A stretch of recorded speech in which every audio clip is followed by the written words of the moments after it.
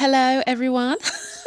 Welcome back to my apartment, chilling here on a weekend. If you don't know who I am, my name is Cornelia, but you can call me Corny, and I have been living in Japan for about 8 years now. I still have not left. I love it, but like I'm still here, guys. It's crazy. Why am I still here? Black British girl living in Japan, taking you with me through the journeys, the ups and the downs of life and dating in Japan. It's easy to sit down. Well, sometimes it's not easy, but for the most part, it's easy to sit down and tell you about the experiences that I have here in Japan when it comes to dating, and I know you guys love to hear it. Today I wanted to give you the chance to directly ask me any burning questions and just chat with you guys as a community, because I don't think we've reconnected like that for a long time. So this is our chance to bond. Back to you now. I'm going to take your burning questions from Instagram. If you haven't already joined me on there, I'm Cornico Insta. What happened between you and the kebab guy? Okay, so in my area, guys, there's a kebab guy and he tries to rizz me up, chat me up, whatever you want to call it. He is into me, all right? Always flirting, asking if I'm married, if I've got a boyfriend yet, wanting to know my business, saying he wants to take me out and stuff like that.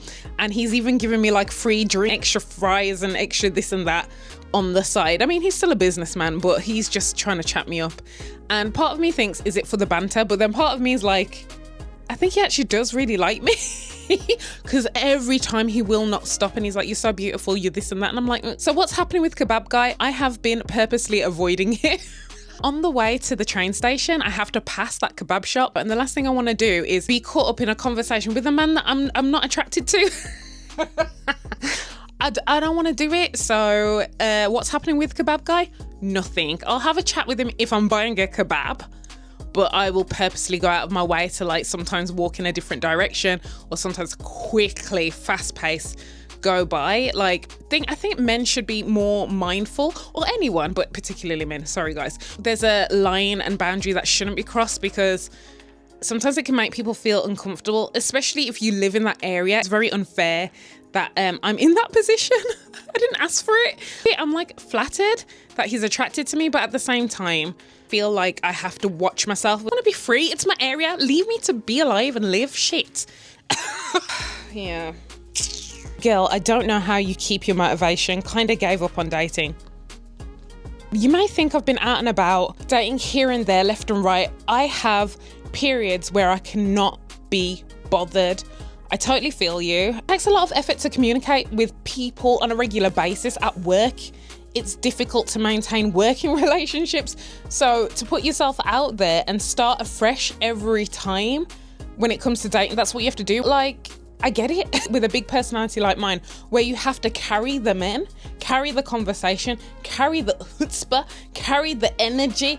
It's draining as fuck. I can't be the entertainment. I'm a queen. I cannot be entertaining my subjects all the time. Fuck. Not my subjects. I mean, I can't be entertaining men. I'd like it to be a little bit more even. I think that comes down to compatibility, connection, and chemistry. You know, clearly they haven't got it. If I feel this way, dating takes some kind of hard work because they're total strangers. But I do feel there needs to be a certain feeling of effortlessness, you know, like it just flows naturally. Not sure if I fear it per se. I just don't want to be alone, you know. I want a partner. We just have a peaceful, harmonious life for the most part, you know. So in order to get what I desire, I have to put myself out there and be in the game, and that's what gets my head back in the game. But yeah, do your best, girl. Think about what you want your life to look like when it comes to relationships. Do you want one? You're gonna have to get back out there. Simple fact. Good luck. What do Japanese men expect women to do in the bedroom? I can't speak for every Japanese man out there. I can only go by what I've experienced, but I think men are pretty simple creatures, and the best thing you can do is just talk to that individual. What do you like? Like that. For me personally, I've already spoken about chikubi, the nipple area. The majority of Japanese guys that I've dated here do enjoy being stimulated around this area, the nipple area. I was very surprised because I thought that was a like predominantly female thing, at least from my experience in the UK. And with foreigners, most men don't really like to be touched in that area. They feel kind of like effeminate, but here it's the opposite. It's like men love it, and I haven't met one that doesn't enjoy it. That's Japanese. I don't know if that's down to Japanese adult videos. It's still a very common recurring theme, just saying. People like kissing on the neck. I think that's like a universal thing, but like also the ear thing, like sucking on parts that like I don't really favor being sucked on, like on the leg or like just all over. Just, basically, you're like a lollipop. That's a good thing, but sometimes I feel like grossed out. Maybe it's just me, but I feel grossed out by that. Am I going off on a tangent? People love kissing, especially when it comes to climax, pulling me in for a kiss, and I'm like, okay, I think that helps them to like get to that happy ending with tongue. Maybe a little bit of licky, licky, sucky, sucky. The usual. Most men like that, right? I found that's been common. If you've got the language ability, I had a guy who enjoyed calling me up randomly and asking me to call him Big Brother. Asked me to like say, you know, Oni-chan, get his rocks off just over the phone. Like we never met in person, but he'd just enjoy that foreplay, that banter. He'd say this to me. My voice could have been recorded for all I know, guys. My British voice trying to speak Japanese could be out there on like Pornhub or something. We'll never know. Oni-chan. Like I'd hear him over the phone.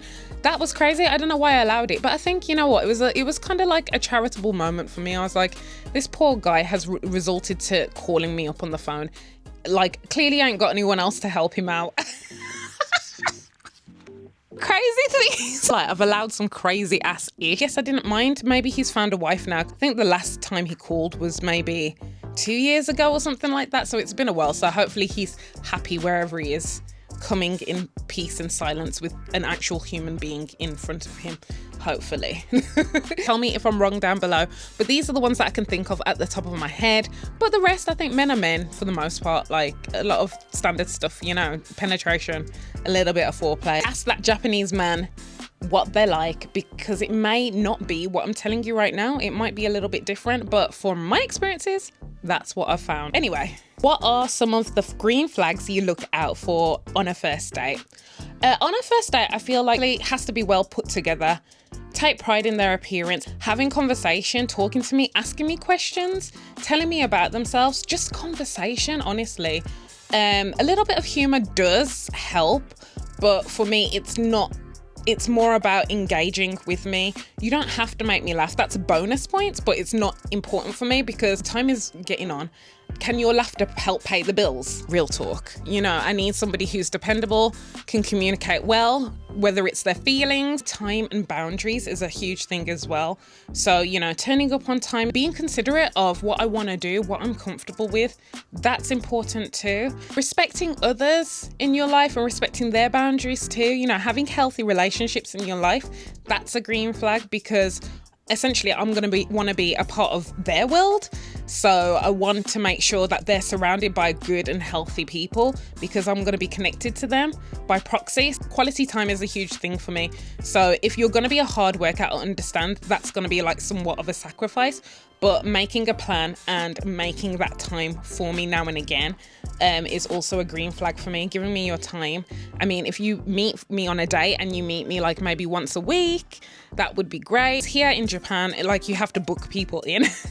So I feel like time is a green flag for me, giving me the time. Just wanting to know me, I guess, because, you know, there's a lot of fuckboys around and sadly, they're in it just for the pee, for the panane. So I would like to know that they're here for the right reasons to actually get to know me. And that goes back to conversation and communication, I guess. So those are some of the green flags off the top of my head. What are your green flags? Let me know. How to approach a guy in person when you are afraid of getting rejected.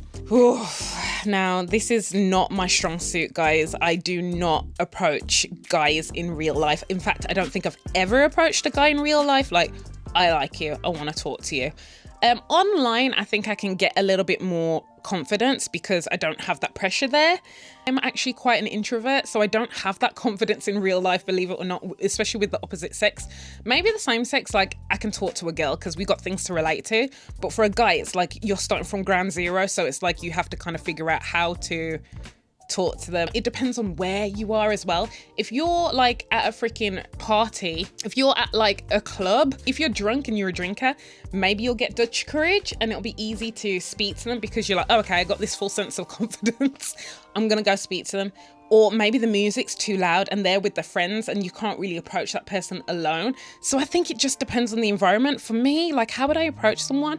Just the simple stuff. I think for a girl, you don't really have to come with your A game. You know, if they're into you, they'll know that they're into you instantly. and then you might turn them off with your personality later. Who knows? Just wanted to know, are you single? Because I think you're really cute. Seriously, just be honest. I think guys would like that. Just be your cute self. Approach them, talk to them, say hey. And if they're like, yeah, continue. And if they're like, no, say, oh, that's too bad. You're such a cutie. Anyway, you know, just play it off, man. Like, it ain't a thing, whatever. Gotta try, right? That's how I do it, probably. No matter where I am, I'll probably be like that. I never will. So boys, approach me. Good luck with that. Have you ever dated a Japanese guy who wanted you to be dominant and take over during sex? I've had a guy that's just laid there and like do what you want with me kind of thing. Like they're just enjoying being in the moment with me. So they'll just like, they're saying whatever you want to do, I'm down kind of thing. But to purposely ask me to be dominant, I don't think I've been asked that. To help him be a cook. I do have something else to say about that, but I'll get back to that later. I can't be asked today. Forgot how much I could talk. It's been a while. Have you ever dated a Japanese guy who liked big butts? Oh, of course. I hate to stereotype myself, but black women are known as a stereotype to have larger, more shapely figures. Not all of us, obviously. There are different body types out there in the black community. However, it's a big stereotype, and Japan's a bit slow when it comes to being up to date with the reality of things. So I have dealt with that stereotype, and I am that stereotype. I do have a shapely figure. I have a big ass, big hips, and that is a common compliment that I get from Japanese guys. So most of the guys that I'm with do enjoy my ass, hold on to it, smack it, grab it, and I enjoy it too. They like my figure. I've had problems with guys who have somehow ended up dating me but did not like my figure, thought I was too full, too overweight, because they're in the Japanese mentality and state of mind. Confusing as fuck. Like, why get with someone that's not your type? Make it make sense. You're not going to be everyone's cup of tea. It might be just a little bit different for you, your experiences, because you're not the beauty standard, and that's just it, and that's okay. For the most part, I've had very positive relationships and positive experiences with Japanese men who do like my ass, my butt. So yes, it's not uncommon. How to make family in Japan? If I knew the answer, would I not? Would I not have my own family? Actually, that's a debate in itself. I'm like, should I join you guys? Should I just get knocked up? Should I just have a baby? You know, my mom's like, just have a baby, it's fine. I'm like, with what husband? With what husband, mom? I don't want to be a single mother. No offense to you single mothers out there. You're doing your thing, okay? Holding it down. But I don't want to be that, okay, by choice. That's crazy. So, I wonder if I'll ever join the force of mothers. And then some days I'm like, thank God I'm not a mother. And then some part of me is like, oh, I'm running out of time. I should probably get pregnant soon. And then I'm like, yeah. Look, I watched some woman that had a child in her freaking 40s. No, was she 50? No, in her late 40s. I don't know. Random rant. Anyway. Have a good day. Bye-bye. Moi. I want to get married some days. Some days I don't even know if I want kids. Because once again, it's only society and societal roles telling us that we have to do this, but we don't have to adhere to anything. We can be who we want to be so long as we're happy and we can like self-sustain. Are you going to have enough money to hire care? Things like that you have to think about, you know, because it's going to be harder if you're alone or don't have kids. Are you going to have a community where everyone's like going to support each other? Because you're going to need that support when you're older. You know, it's harder to do things alone. Obviously there are services for free, but I think that's the thing I think about. I couldn't tell you how because I don't have a family as yet, and I don't know if I'm ever going to have a family. We'll see. But it all starts with, back to the first question, dating. It all starts with dating. Find that person who you're willing to change your life for, because it's a huge deal, guys. Let's not underestimate the power of being with the right person in your life. That's why I haven't made any rash decisions and taken my sweet old time in the clip that I showed you. The only problem I have is my body clock, and that's it. If I could wait, I would wait for a longest time. This is why you get a lot of women panicking when they get to 30 because they're like, oh my God, my body clock, I'm getting old, I'm gonna be on the shelf. If I knew that if I could just turn back time anytime with my body clock and make the choice, like, I'd take my time. Biologically, you can freeze your eggs. We need to stop putting our pressures on ourselves. And I would love to have this freedom forever. Sometimes I don't even like freaking men. I'm sorry, I don't like you guys sometimes. Sometimes I love you and I'm like, chef's kiss, you're amazing. But then sometimes I hate you and I'm like, why do people put themselves in these situations? Why get with a man in the first place? Because it's just a headache. You know, sometimes I feel like that. So, but anyways, to start a family, you have to be out there today. To be honest, you can start a family anytime. It's like, what do you want? Do you want to get married first and do that traditional like thing? Or do you just want a kid? Because you can have a kid with anyone. You just got to find that person, make the right choices. I wouldn't rush into anything. Stop putting pressures on ourselves and just decide what is best for us instead of looking at everybody else, because comparison is the thief of joy. And that is something that I'm trying to like remind myself, because I've never been that bitch. I walk my own path and my own journey. Anyways, guys, I think I've answered enough questions in this round. I'll probably do another one in a couple of weeks, or who knows, maybe later on, maybe next week, maybe in a month. Thank you so much for responding. And I love that we can talk, and I feel like I'm connecting with you, bonding with you, and helping you guys, hopefully. And if you enjoy like me chilling and telling my honest truth, give this video a thumbs up. A lot of you guys haven't been receiving notifications, so please make sure to check that they're still on, because a lot of my videos haven't been suggested to you guys, and I don't know why, but yeah, just make sure they're on. I have posted in the community, so if you've got any more questions to ask there, or to share any stories, you can do that, or you can email me at cornycobusiness@gmail.com. Let's just bond and talk about life, because we're sociable creatures, right? The best way to get through life is to talk with people. Get it out, let it out, purge it. But anyways, guys, thank you so much for listening, and it's been wonderful to speak to you all. And until next time, faito, gamate, peace and love.